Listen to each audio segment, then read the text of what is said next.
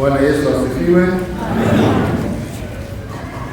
Nimeshatambulishwa na mchungaji wetu wa kanisa kuu na si mgeni, nimefika mara kadhaa hapa, lakini kwa faida ya wale wachache ambao wamefika kusali hapa, ninaitwa mchungaji Faston Kibao. Nilikuwa ninafundisha Iruya, lakini sasa nimefikisha umri wa kikomo.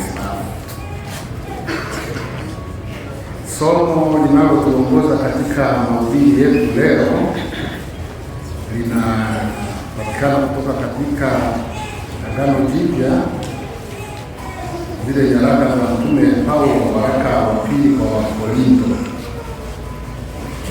sura ya pili mstari kuanzia 12 mpaka 17. Nimesoma hapa, lakini nitarudia kusoma. Kwa msaada wa Bwana nitasoma kama ilivyoandikwa. Basi nilipofika Troa kwa ajili ya Injili ya Kristo, nikafunguliwa mlango katika Bwana. Sikuona raha nafsini mwangu kwa sababu sikumuona Tito ndugu yangu, bali niliagana nao nikaondoka kwenda Makedonia. Ila Mungu ashukuriwe, anayetushangiliza daima katika Kristo na kuidhihirisha harufu ya kumjua yeye kila mahali kwa kazi yetu. Kwa maana sisi tu manukato ya Kristo mbele za Mungu, katika wao wanaookolewa na katika wao wanaopotea. Katika hao wa pili harufu ya mauti iletayo mauti, katika hao wa kwanza harufu ya uzima iletayo uzima. Naye ni nani atoshaye kwa mambo hayo? Kwa maana sisi si kama walio wengi walioshio neno la Mungu, bali kama kwa weupe wa moyo, kama kutoka kwa Mungu, mbele za Mungu twanena katika Kristo. Tuombe. Mtakatifu Mungu Mwenyezi, wewe ndiye uliye baba yetu na ndiye uliyetujalia nafasi ya kuja katika ibada hii, na pamoja na mambo yote yanayofanyika katika ibada hii, unatupa muda huu wa kuongea nasi kupitia katika maneno haya. Tunakuomba kwa njia ya Roho Mtakatifu na kwa kulingana na uwezo wetu wa kuelewa, utufafanulie maana ya maneno haya ili tuweze kujengwa katika roho zetu, tuzae matunda ya kiimani yanayokupendeza wewe. Tumefungua masikio ya mioyoni, tunasema ongea nasi, na sisi tutafuata yale maelekezo yako kama unavyotaka. Amen.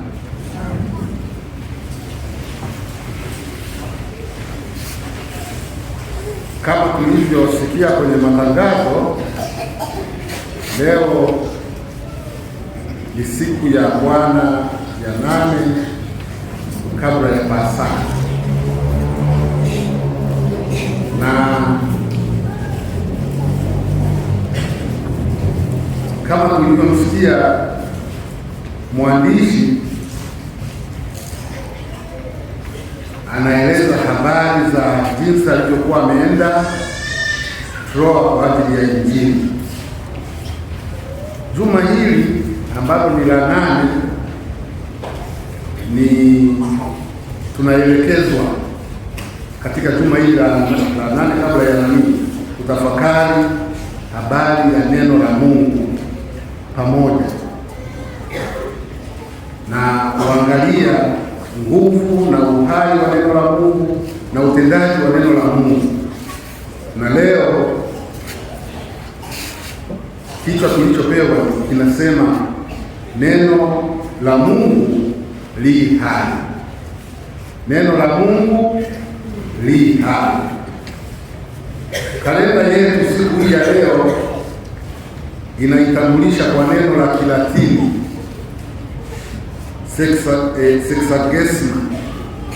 Sexagesima kwa Kilatini inatokana na neno linalosema sexagesimus, ambayo ni 60. Kihesabu 1, 2, 60 sexagesimus, na hii inatupelekea kuhesabu. Kama tukihesabu siku, ni kama tumebakiza siku 60. Ukihesabu vizuri ni kama 50 na kitu kufikia Pasaka. Ikibakia 40 ndio tutaingia kwenye Kwaresima. Sasa tunapokuwa kwenye siku 60, tunaelekezwa sisi wanakanisa tafakari habari ya uhai, utendaji na nguvu ya neno la Mungu, na ndio maana tumepewa kichwa kinachosema neno la Mungu li hai.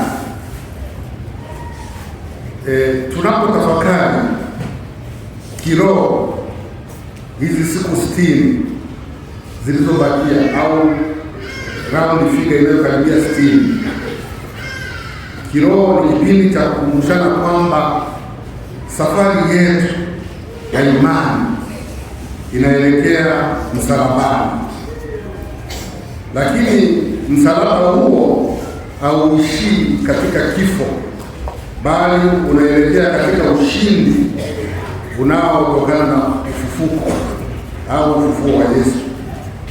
Katika kipindi hiki kanisa linatufundisha na kutusisitiza kuacha kutegemea nguvu ya mwili na juhudi za kibinadamu.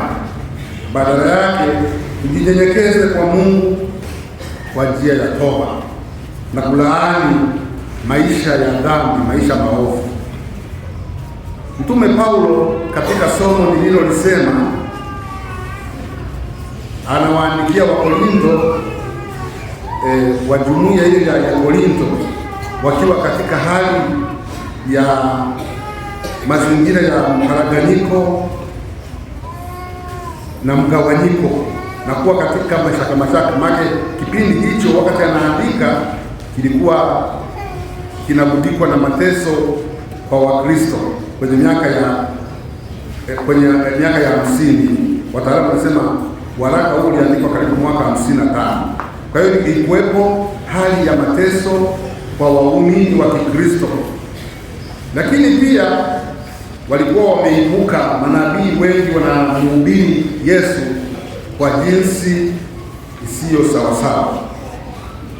Ndio tumesikia kwenye waraka, katika sehemu hii ya waraka anaongelea habari ya wahubiri wengine waligoshio. Kugoshi ni kama kumanuva, kufanya ujanja na neno la Mungu. Kwa hiyo walikuwa wameibuka manabii wengine au wahubiri waliokuwa wanaleta injili ya kuwachonganisha na kusababisha kutokuwepo kuelewana na hali nzuri ya amani. Katika kufafanua na kueleza habari ya nguvu ya injili na nguvu ya neno la Mungu, Mtume Paulo ameeleza ukweli huo kwa kutumia neno harufu. Tumekuwa tunasikia kwenye somo anataja sisi ni harufu. Sasa hili neno harufu au manukato ni mfano ulioeleweka vizuri kwa watu wa wakati ule wa enzi za Kirumi. Sasa ukiwaeleza watu wa sasa hivi habari za harufu, wengine wanabaki hawaelewi, na mimi nimeona nieleze hali ilikuwaje wakati huo. Nisikilize sasa hali ilikuwa mpaka Mtume Paulo anaeleza habari ya harufu, na sisi tuita harufu. Katika dola ya Kirumi walipoenda vitani baada ya ushindi wa kijeshi, jemedari aliyeongoza vile vita aliporudi, aliongozwa au alikuwa na maandamano, na katika maandamano alikuwa na makundi mawili. Kundi la watu kumuunga mkono na kusaidiana naye katika vita. Lakini kundi jingine lililokuwa kwenye maandamano yale ni la wale mateka waliotekwa katika vita, na wakati wanaandamana walichuma uvumba. Uvumba ulitoa harufu, kwa ile harufu ilienea katika mji mzima, na ndio Mtume Paulo anasema ile harufu iliyotokana na uvumba uliochomwa, kwa wale waliokuwa pamoja naye waliona heshima na uzima na ufahari na mafanikio waliyopata vitani. Lakini lile kundi jingine lililokuwa kwenye maandamano na waliotekwa wamefungwa na minyororo kama mateka, umesikia nasema wale kundi jingine ni harufu ya mauti. Wale mateka sasa walitegemea kuadhibiwa, kunyongwa na kuuawa. Kwa hiyo anapochukua ule mfano wa jemedari anayekuja ana harufu ya uvumba, wanachoma ina nani, anaileta kwa Wakristo wale wanaokubali na kulipokea neno la Mungu, anawalinganisha na ile harufu na ushindi. Lakini lile kundi la pili na wale wasikiao neno la Mungu ama wakalipuuza, hao anasema wanasubiri, au anawalinganisha na watu wanaokwenda kuhukumiwa. Kwa hiyo maana anatenga makundi mawili akisema, kwa wale wanaopokea kwa imani na toba Injili, inakuwa ni harufu ya uzima iletaje uzima wa milele na kutangaza msamaha na kupatanishwa na Mungu wetu. Lakini kwa wale wanaopuuza Injili na neno la Mungu linalohubiriwa kwao, hao wategemee kukataliwa na Mungu wetu.